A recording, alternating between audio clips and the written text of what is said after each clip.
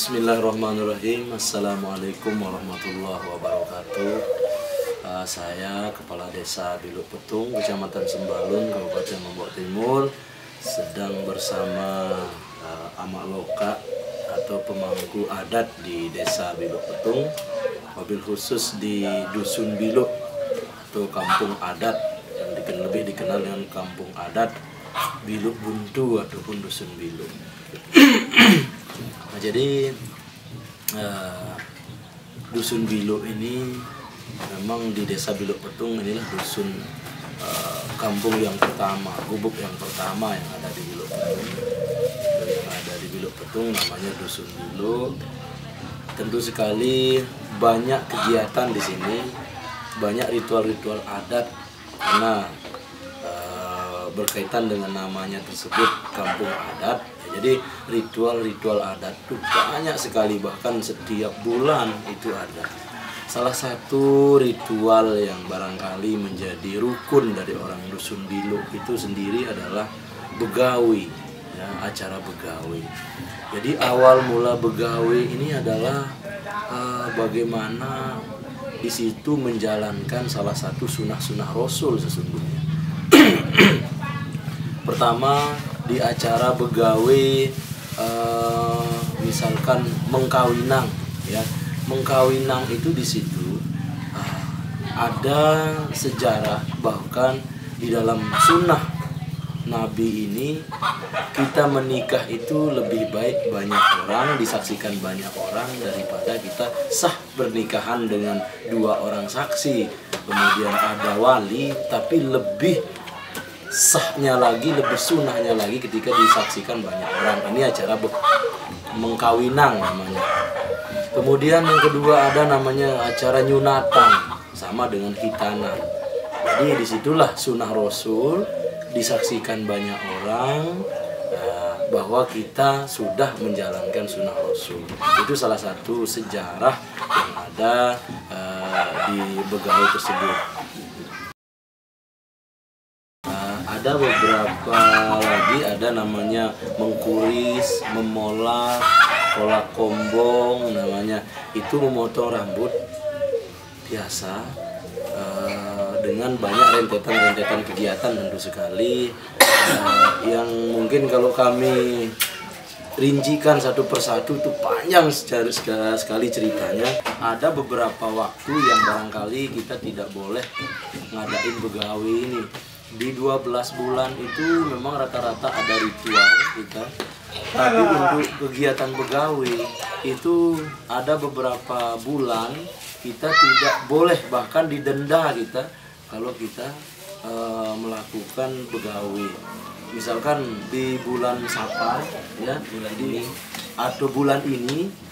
Jadi kalau ada yang mau begawi, maka kalau dia melanggar, maka dia harus mengeluarkan kambing.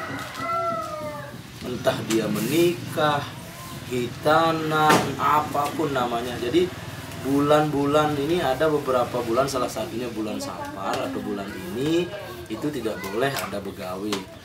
Ada berapa bulan kalau kita tidak boleh begawi? Hanya sebulan deh, ada 2 bulan. Bulan apa dong? Muharram, Safar. Oh iya, jadi ada 2 bulan Muharram dan Safar itu tidak boleh ada begawi. Jadi sisanya di situ barulah kita begawi. Nah, kalau kita langgar ini konsekuensinya, resikonya kita harus bayar denda. Di situ kalau acara begawi. Nah, kemudian ini memang bukan sering lagi di Biluk Petung ini melakukan begawi. Bahkan ini menjadi pekerjaan wajib kita di Biluk Petung. Bahkan kita ngantor, kadang-kadang kita tutup kantor juga. Warung juga semua tutup. Apalagi warung kita tutup kalau acara begawi. Karena memang momen sakral untuk kita kumpul dengan keluarga, dengan sanak famili, kerabat, di situ saling makan bersama. Ini yang momen ndak kita temukan lah. Makanya kita lebih baik kantor kita tutup, sisakan mungkin penjaga kantor, pelayanan nanti kita lanjutkan untuk acara begawe. Mungkin nggak ada yang konsultasi layanan juga. Ya, ikut begawe juga. Memang bukan karena kita senang-senang di begawe ini, kalau menurut sudut pandang kita lah secara masyarakat lokal. Memang momen itu sangat kita jaga kearifan lokal sehingga nilai-nilai leluhur kita, adat dan budaya kita terjaga. Itu salah satu kegiatan ini, sehingga tidak bisa kami sederhanakan sedikit saja, kami tidak bisa. Seperti saya sampaikan tadi, jadi kalau kita mau sederhanakan, misalkan di acara hitanan, begitu selesai hitan, zikir, kumpulkan 4 orang saja berzikir, selesai sebetulnya. Tapi nilainya tidak dapat di situ. Jadi keluargaan tidak dapat, sehingga kita harus kumpulkan banyak orang, motong sapi paling kurang. Tujuan dan ada pesan dan kesannya di situ. Jadi kenapa harus kita begawe dengan cara rame-rame? Yang kalau kita ingin menyederhanakan, itu tentu sekali bisa. Misalkan acara hitan, begitu menghitan, kemudian dikumpulkan orang 2-3 orang berzikir, selesai. Tapi kita tidak di sini, harus disaksikan banyak orang. Ya, harus dilihat dan disaksikan banyak orang. Disitulah nilai-nilai kearifan lokal yang sudah barang tentu. Bagaimana rasa kekeluargaan, saling bantu ya, satu sama lain, mengumpulkan satu keluarga kita. Karena kalau kita tidak kumpul tidak dalam acara-acara seperti itu, tentu jarang sekali mungkin kita kumpul dengan warga. Tetapi ketika ada acara hitan dan lain sebagainya,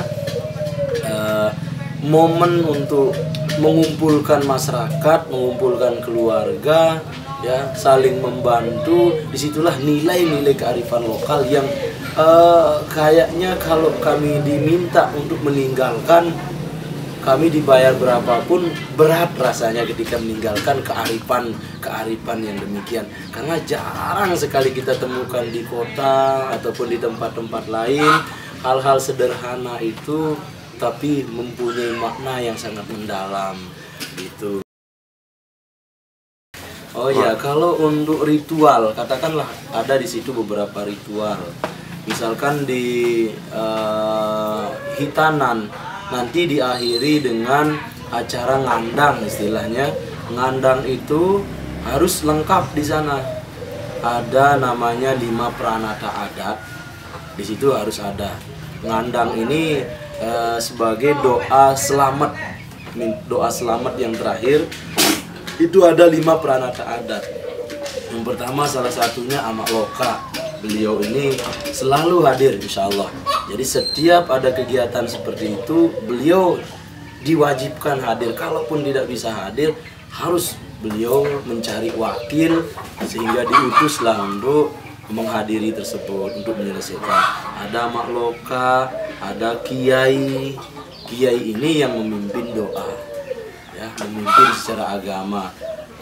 Pembekal, pande, penyunat, 5 pranata adat ini harus ada di situ, sehingga dimulailah ritual untuk doa selamat.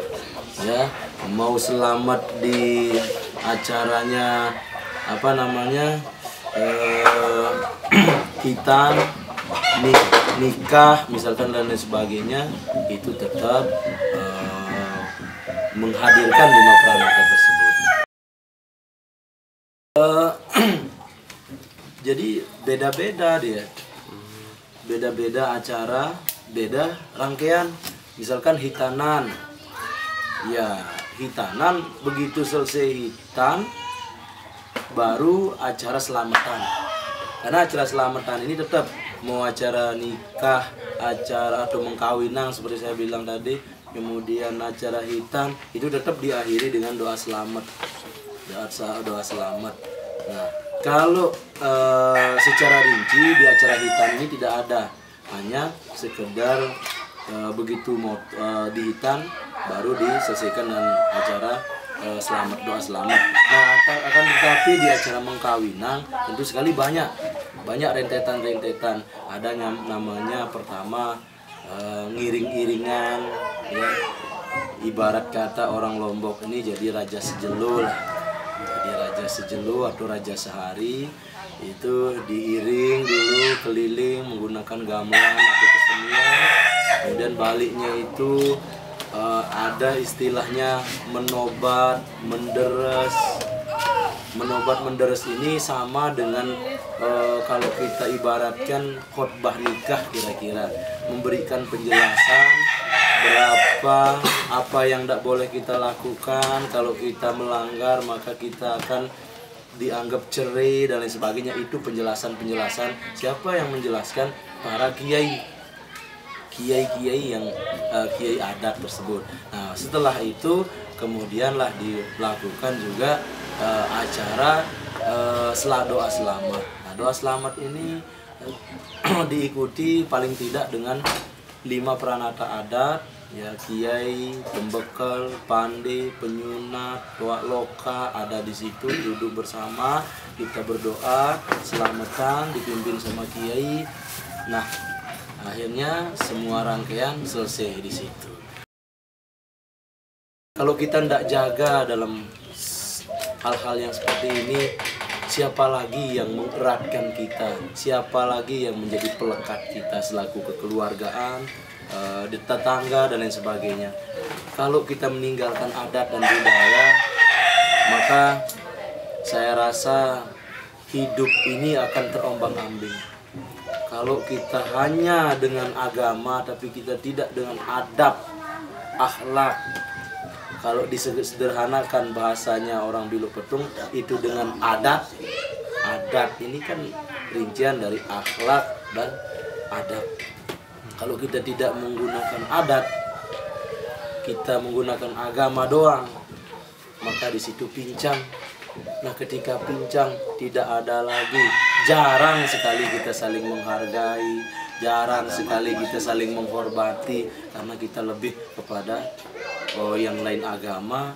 Ya sudah, itu bukan dari kelompok kita ataupun yang lain organisasi, tapi adat ini atau akhlak akidah ini mempererat semuanya. Jadi Islam itu betul-betul menjadi rahmatan lil alamin. Begitu saya rasa penjelasan dari saya, kurang lebih mohon maaf. Jadi kalaupun nanti yang mau lebih detailnya tentu kita butuh waktu, butuh waktu untuk menjelaskan berhari-hari ya. Jadi banyak sekali cerita-cerita. Intinya dimanapun kita berada, terutama di warga Indonesia pada umumnya, adat kita punya tentu masing-masing wilayah, ya, masing-masing pulau, masing-masing provinsi dan lain sebagainya. Jadi jaga adat, jaga budaya dengan baik, maka NKRI Indonesia ini akan terjaga dengan utuh. Demikianlah dari saya. Sekian. Assalamualaikum warahmatullahi wabarakatuh.